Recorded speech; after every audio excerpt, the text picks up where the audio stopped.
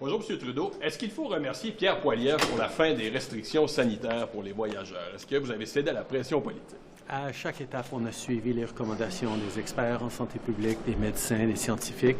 On s'aligne avec nos partenaires à l'international, mais à chaque étape, on fait ce qui est bon pour protéger les Canadiens. Si on avait écouté les conservateurs sur leurs recommandations sur comment gérer une pandémie, on aurait eu des centaines de milliers de morts de plus que ce qu'on a eu aujourd'hui dans cette pandémie.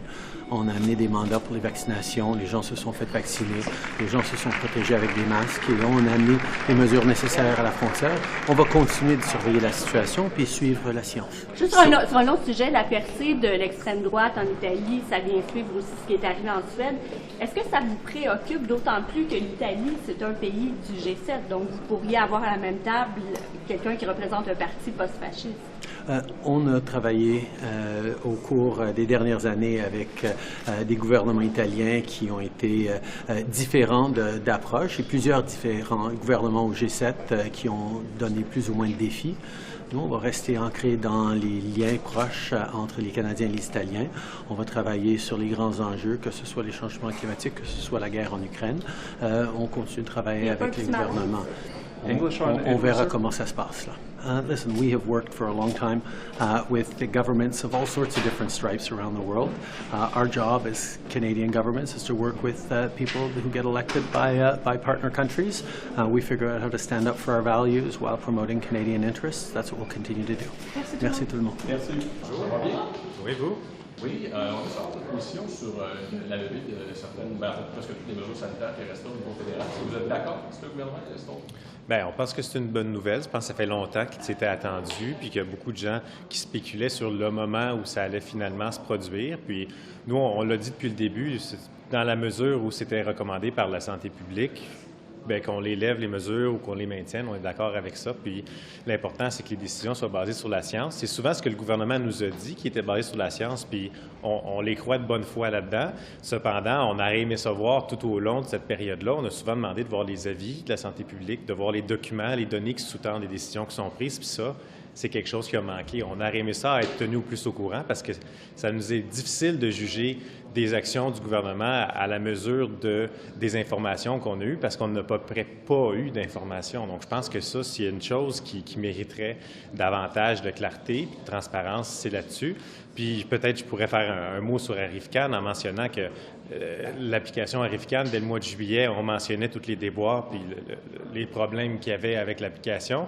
Puis je comprends pas qu'il ait en fait qui a tenu tête puis qui a décidé de ne pas écouter en fait ce que tout le monde leur disait, que l'application posait problème, qu'on ait une application si elle n'est pas bourrée de bugs, c'est une chose, mais qu'on utilise les gens un peu en fait comme des gens pour tester les programmes, ça fonctionnait carrément pas. Vous avez l'impression que la décision de lever les restrictions aujourd'hui, elle est fondée dans la science ou c'est pas clair à votre sens? Moi, j'ai cette impression-là. J'ai tout à fait l'impression. Nous, on fait confiance au gouvernement là-dessus. Je pense, on espère là, qu'ils n'ont pas fait de politique avec les mesures sanitaires. Et puis, parce qu'en même temps, c'est quelque chose qui est important. On parle de santé publique, on parle de la gestion de la pandémie.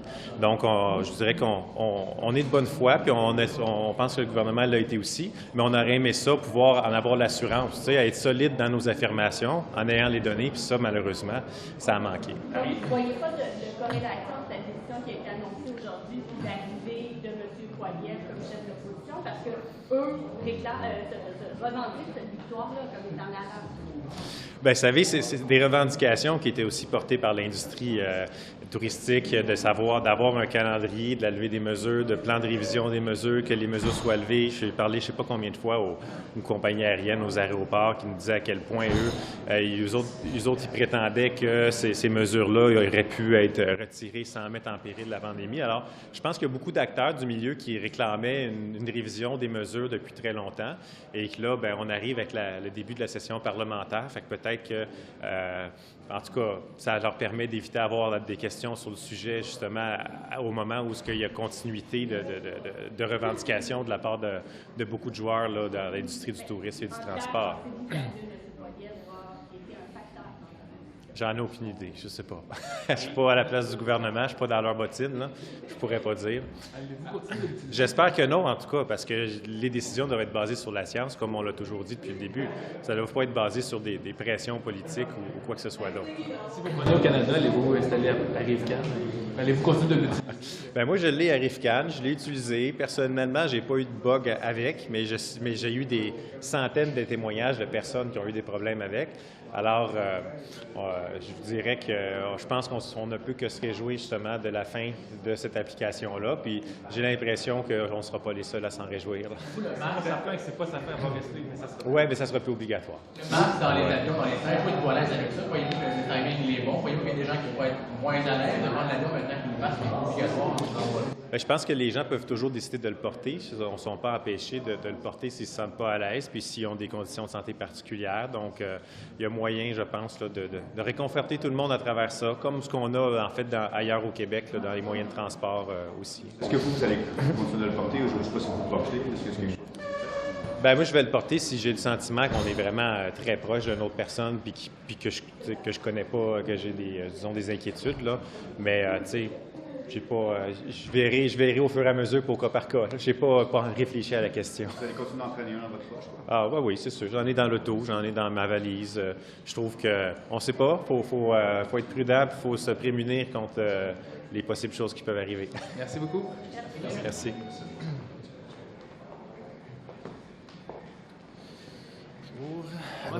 Ça va très bien, merci. La fin des mesures avec la RiveCan obligatoire, vous en pensez quoi? Ben oui, absolument. Ça fait une couple de mois qu'on ne s'est pas vu en personne. Là. Ben, premièrement, à RiveCan, ça fait des mois que le Parti conservateur demandait l'arrêt de l'utilisation de cette application-là qui n'était plus basée sur rien. Et ce qui est surprenant, c'est de voir que le gouvernement dit qu'ils ont des preuves scientifiques, mais ils ne veulent pas les dévoiler.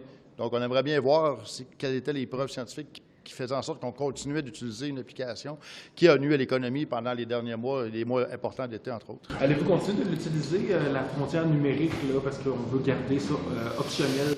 Bien là, je pense qu'il n'y a pas grand monde qui vont vouloir se servir de l'application alors qu'elle n'est pas nécessaire, finalement. Quand on voyage, on revient, on a besoin de notre passeport. Et là, on a eu des problèmes à en avoir cet été. Mais il reste que l'application, à moins qu'il y ait une autre pandémie ou un autre problème sanitaire... Ah, mais écoutez, il existe des gens qui voyagent régulièrement, comme moi, par exemple, on a Nexus qui aide à passer, mais l'application a plus démontré que ça causait des problèmes d'attente aux aéroports que le contraire. Donc, pour moi, je pense que l'application n'est pas nécessaire. Vous avez la porte ouverte à réintroduire certaines mesures aux frontières s'il peut y avoir un autre variant éventuellement. Est-ce que vous craignez justement que le gouvernement puisse en ramener des mesures qui, la semaine passée, ont été en tout cas démontrées inefficaces par certains médecins, des mesures en tout cas qui ont retardé quelques jours? Honnêtement, je crois qu'il y a en 2020, j'étais un des premiers à ce moment-là à demander de fermer les frontières parce qu'on voyait qu'il y avait un virus qui était virulent. On ne connaissait pas vraiment la teneur et on demandait de fermer la frontière, ce que le gouvernement a pris beaucoup de temps. On l'a vécu au Québec avec les milliers de morts là, qui ont suivi tout ça. Mais il reste que pour nous, on est toujours ouvert à des mesures de contrôle aux frontières. Si il y a une autre pandémie d'un autre genre de virus qui arrive, on n'est pas fermé à ça, pas du tout. Et là, maintenant, avec l'expérience qu'on vient de vivre avec la COVID, je pense qu'on devrait être en mesure au niveau des agences gouvernementales, de la Santé Canada, d'être beaucoup plus efficace la prochaine fois. Ce qui n'a pas été le cas ici, malgré le fait qu'il y avait eu un rapport pour le SRAS qui avait été fait par le Parti conservateur. Ce rapport-là avait été mis dans un tiroir et on a vu ce que ça a donné en 2020. Là, maintenant, espérons que tout le monde sera prêt. Par rapport à l'Iran, si je peux changer de continent, tout simplement. Oui. Carrément, je veux dire. M. Trudeau a annoncé des sanctions aujourd'hui. Est-ce que ça vous satisfait ou est-ce que vous réclamez davantage? Bien, depuis longtemps, on demande aussi de mettre l'organisation terroriste iranienne sur la liste des organisations terroristes. On ne comprend pas pourquoi ce n'est pas encore fait, que le gouvernement ne va pas de l'avant avec ça. Donc, c'est une mesure qu'on continue de demander, de mettre cette organisation-là sur la liste des entités terroristes au Canada.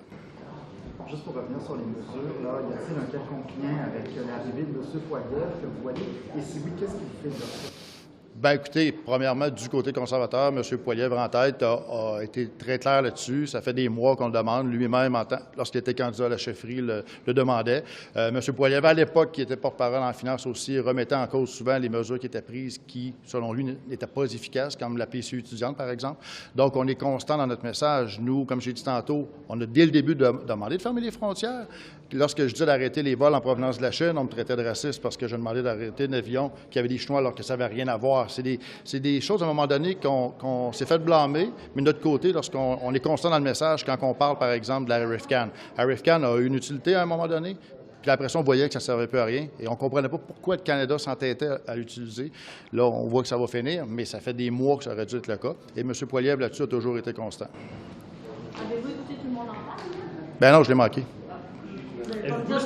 Qui vous avez préféré? Non, mais de toute façon, au niveau de la politique du Québec, je ne me mêle pas de rien. Il y a un mot d'ordre chez nous, les conservateurs au Québec, on ne se mêle pas du tout de la campagne électorale. Oui, mais chez vous, pourtant, ça va brosser, Québec, le Parti conservateur du Québec. On va regarder lundi prochain le résultat. Merci. Êtes-vous d'accord avec ça, de retirer les restrictions sanitaires à ce moment-ci, la décision finale?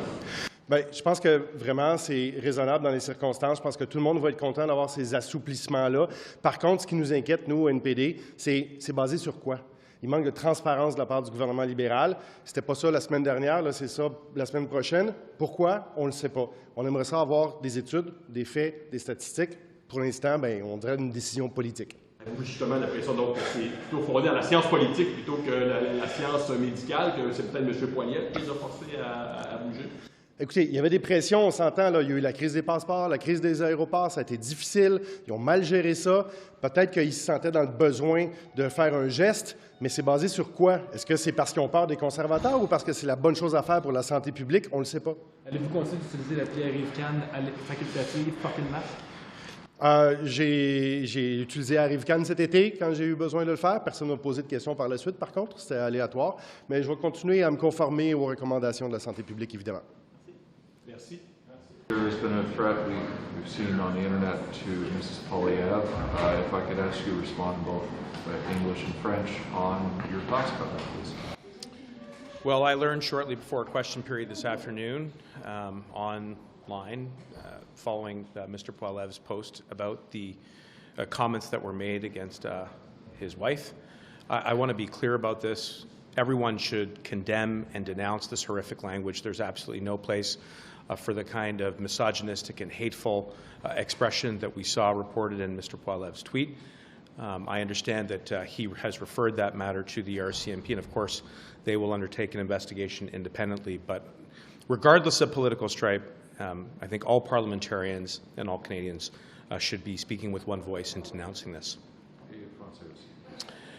Mais je comprends qu'il y a sur le poste de M. Poilievre qu'il y a de langues qui s'attaquent à sa femme. C'est inacceptable. Il n'y a aucune place pour d'expressions comme ça, misogynistes ou sexistes comme ça. Je sais que M. Poilievre a référé à cette enquête à la GRC et la GRC vont diriger dans une façon indépendante de le gouvernement, comme d'habitude dans des affaires comme ça. Et c'est très important pour tous les parlementaires et tous les Canadiens de dénoncer cette langue. If you wouldn't mind, one more question from me. You're a former Crown. You're now the Solicitor General. Should Mr. McKenzie be charged for something like this? Should you go there? Would you offer an idea of whether you think he should be charged for such language?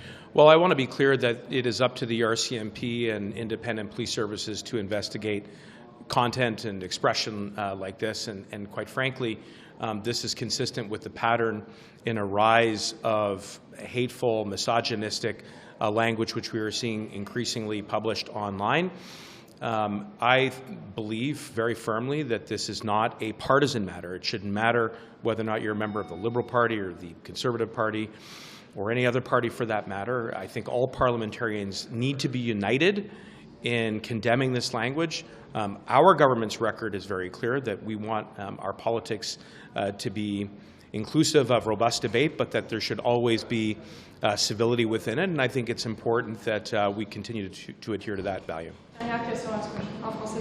Vous en êtes où dans votre démarche pour la sécurité des ministres? Il doit y avoir des recommandations faites au cabinet. Est-ce qu'elles ont été faites? Sinon, est-ce que c'est pour bientôt? Mais il faut rester toujours vigilant sur la question de les menaces à les ministères et même tous les parlementaires et tous qui travaillent sur la colline. Je suis très préoccupé de le niveau des menaces. Il y a une tendance où il y a une augmentation des incidents qui est très au sérieux. Il y a un autre incident ce matin avec la femme de M. Poilievre, c'est inacceptable. Et sur les questions de l'opération de la sécurité pour tous les parlementaires, nous continuons de donner tous les outils à la GRC, à la Sergeant at Arms et même à la PPS pour protéger tout ce qui travaille sur la colline. Et on va continuer de chercher des autres outils, par exemple le bouton de panique et des autres outils pour protéger tout le monde qui travaille dans l'espace public. I apologize, I have to ask for that in English as well. Et est-ce qu'il va y avoir des gardes du corps? Parce que ça faisait partie des questions plus précises qui étaient posées. So what I said in French was that I am very concerned with the alarming increase of incidents that involve very aggressive, offensive, and in some cases blatantly criminal language, which disproportionately targets women and racialized Canadians and Indigenous peoples. And we are in the process of ensuring that the PPS on the Hill, the Sergeant at Arms, the RCMP have all of the tools that they need to protect MPs and their teams and ministers as well. This is an ongoing work. In other words, we are constantly reassessing the status of the risks that are posed, but obviously with the incident this morning, it's another harsh reminder that we have to be vigilant at all times. Thank you very much. Merci. Pardon? Les gardes de corps? Mais écoute, pour les gardes de corps, il y a un niveau de protection pour les ministères, pour le Premier ministre et pour les ministères qui l'ont besoin dans les circonstances, et on va continuer de chercher des solutions concrètes. C'est un processus qu'il faut rester vigilant sur. Merci.